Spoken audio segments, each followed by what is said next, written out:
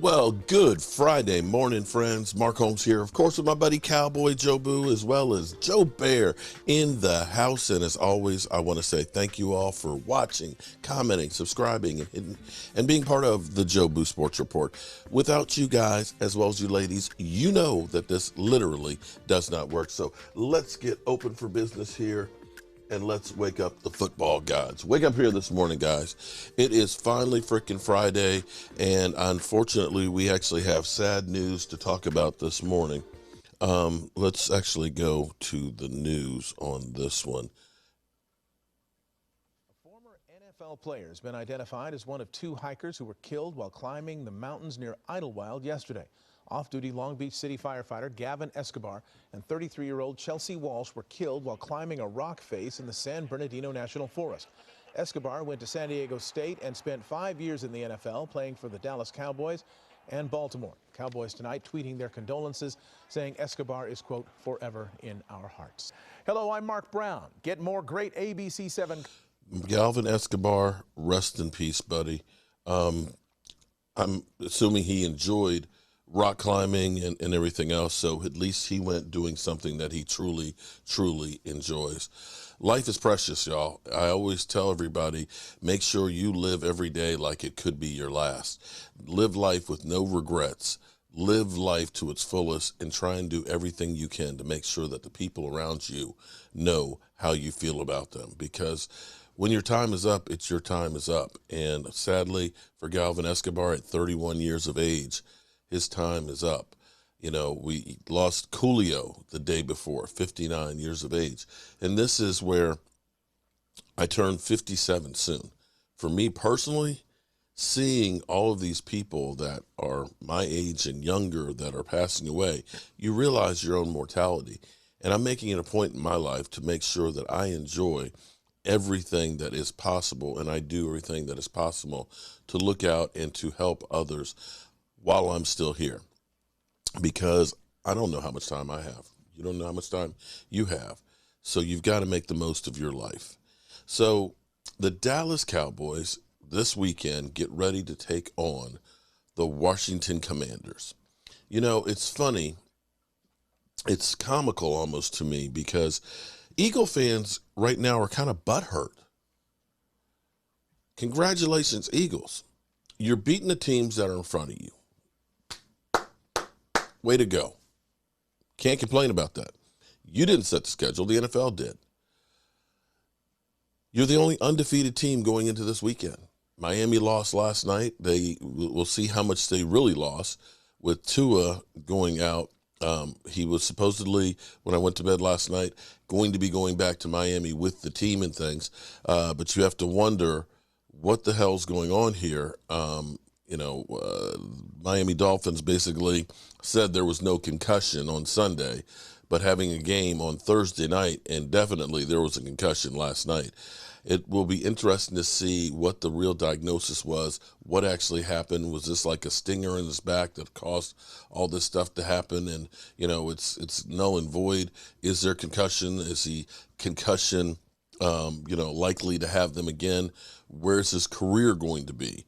So this may be some time before he actually gets back on the field for the Miami Dolphins.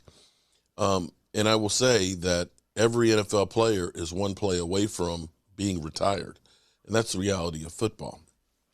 But for the Cowboys, it's almost, like I said, comical, because I'd said, well, Miami losing to Cincinnati, that actually makes the Cincinnati win that the Cowboys had look that much better, because Cincinnati is now at 500. Cincinnati had 2 games that they lost in the last few seconds. Cincinnati was in the Super Bowl last year. And I say that you look at that and say, okay, that's actually a quality win. And, of course, Eagle fans have to chime in. You ain't beat nobody. So wait a minute. The thing that you're upset about, where people say the games that you won, you haven't played anybody. You haven't played anybody who was over 5 wins last year, and you've won them. Congratulations. But you're butthurt when we beat the team that was in the Super Bowl last year, and they end up beating the only other undefeated team. Is that right? Okay. I just want to check. Again, you are 3-0. You got a big game against your former coach. I would say you might actually want to pay attention to the Jaguars that are 2-1 with a coach who knows you guys. He knows where the skeletons are buried. So you might want to focus in on the Jacksonville Jaguars. But for the Cowboys, I don't know if you guys realize this because, we were butthurt that we lost to Tampa Bay. I'll be honest with you. We were butthurt that we lost Dak Prescott because we didn't have any faith in Rush. Let's be clear. All you in Rush, I trust. Rush is my quarterback number one. You can't say that. You can't say that if you were saying in training camp, why do we still have this guy here? Cut him. You can't say that if you were saying, go get Cam Newton. Go get Colin Kaepernick. Go see if you can trade for Sam Darnold. You can't say that. You can't. Because by definition, you're a bandwagon fan. But let's be clear here. I want to go back to NFL Network, Adam Rankin, who was going through and telling us record by record where the Cowboys were going to be. Let's go to the tape. Coach Mike McCarthy is on the hot seat in Dallas despite winning the NFC East last year. But what is in store for this season? Let's take a look at their schedule. It is very difficult right off the top, opening up with the Tampa Bay Buccaneers. You know something weird is going to happen in this game. It did. Weird things happen. The Cowboys usually lose. Okay. But just when you're about to write off the Cowboys and be like, this team is done, they rally to win a game that they probably should be winning. I know a lot of people will be on the Bengals in this one, but I got the Cowboys here. Wow. Okay. So far, it's as scripted. Now let's go. Then, it's still the Cowboys. They're going to lose on the road Monday Night Football against the New York Giants. Oh, so he had us losing against the Giants? Okay. So, at the moment, we're ahead of the game. After 3 weeks, Adam Rank and most people had us at 1-2. We're 2-1. We're actually ahead of the curve right now. Let's go on. Giants beating the Commanders before they take on the defending Super Bowl champions, the LA Rams. A loss. All right, so if we beat Washington, and again I say if because anybody can beat anybody. If we beat Washington, we are way ahead of the curve because they have us at 500. We could be 3-1 going against the Rams, and you could look at that and say, okay, we got house money to play with the Rams, right? Okay, all right, let's keep going. You got the Philadelphia Eagles, a team that they have dominated over their last 3 contests. They have smoked the Eagles, much like JBL smoked the Blue Meanie. But the Blue Meanie's an Eagles fan. They rallied. I'm going to give them the L there. But a win over Detroit and Chicago. Even though the Chicago Bears have a new head coach, the Bears have played pretty well against the Dallas Cowboys over the last couple of years. Give me a Bears victory. Wow. Bye week, Mike McCarthy revenge game. That's an L. Buddy's got. Okay, so he has us, listen to this, through the first 9 games, 9 games.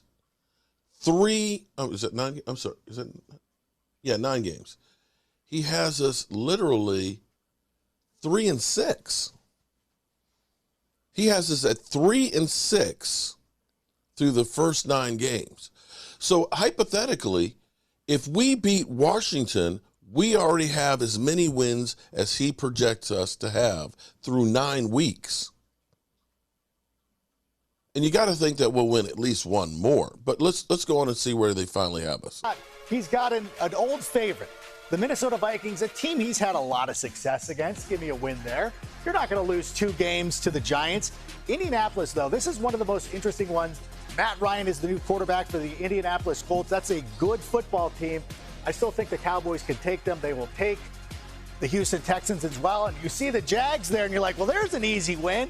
I don't think so. Doug Peterson done pretty well against the Cowboys in the past. I will take them there. And then the Eagles have a win against the Philadelphia Eagles before losing to the Titans. And then a win over the Washington Commanders. Best case scenario, the Cowboys don't miss Amari Cooper at all. Win the NFC East to be the first back-to-back champion in years. Worst case scenario, the pressure gets to be too much. They're right around 500, which is just where I have them at 9 wins for the Dallas Cowboys.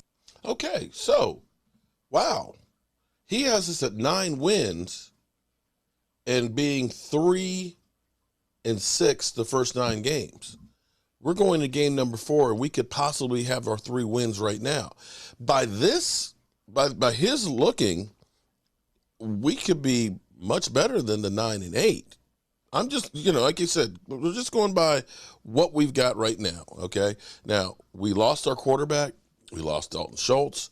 We lost Tyron Smith. Those parts were not even put into the equation. And people basically said our season was done once Dak Prescott went through. So don't feel bad about the Cowboys and where we are. And we're going to have some more adversity. That is football in a nutshell. Now, going into this weekend, we still don't have Tyron Smith, but Tyron Smith was actually walking in the locker room. That's the first step of getting back on the field. It looks like Dalton Schultz is going to play this weekend. It looks like Jaron Kearse is going to play this weekend.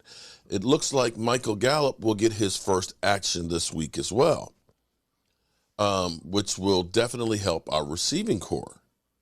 We have Dak Prescott actually throwing the football some yesterday. We're not talking about full, spirals that are humming and things, but actually starting to get the motion and gripping the football yesterday. And we also have Connor McGovern, the governor,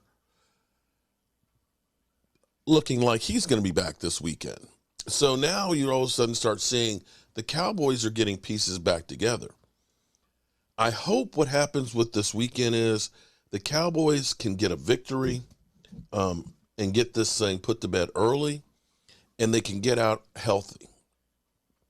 I don't think Dak Prescott will play against the Rams.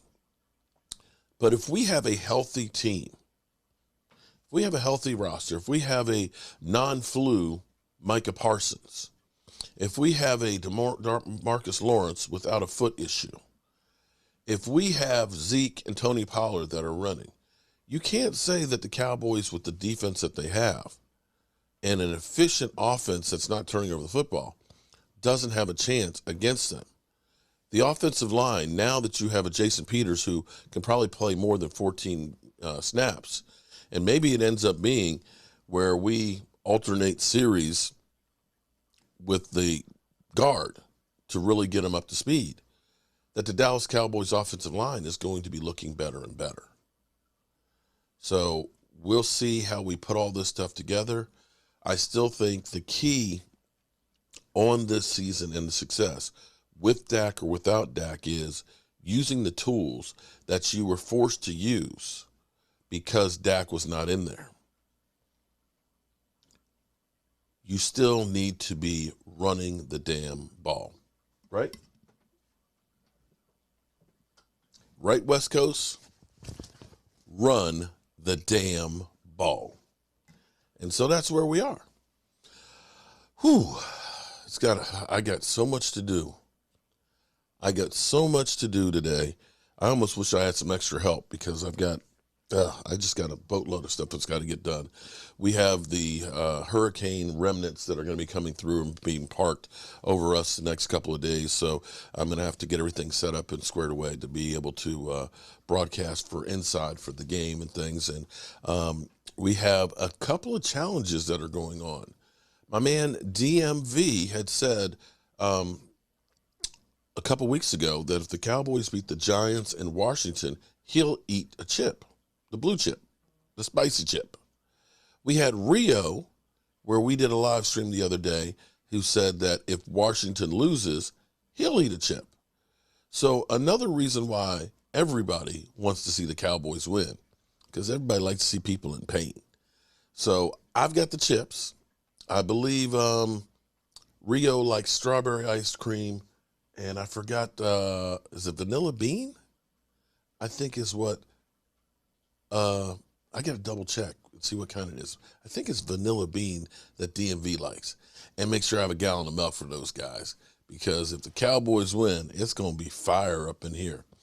As always, I appreciate each and every one of you guys. I got to get the smoker ready because we got 40 pounds 40 pounds of butts to smoke this weekend, and we got the big sub. So that's where there's no rest for the weary.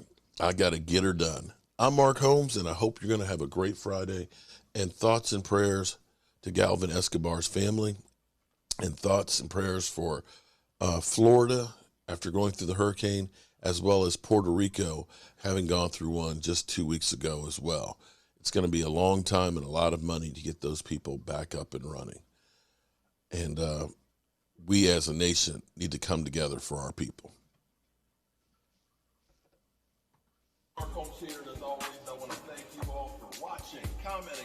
I'll see you guys. You know you'll see me.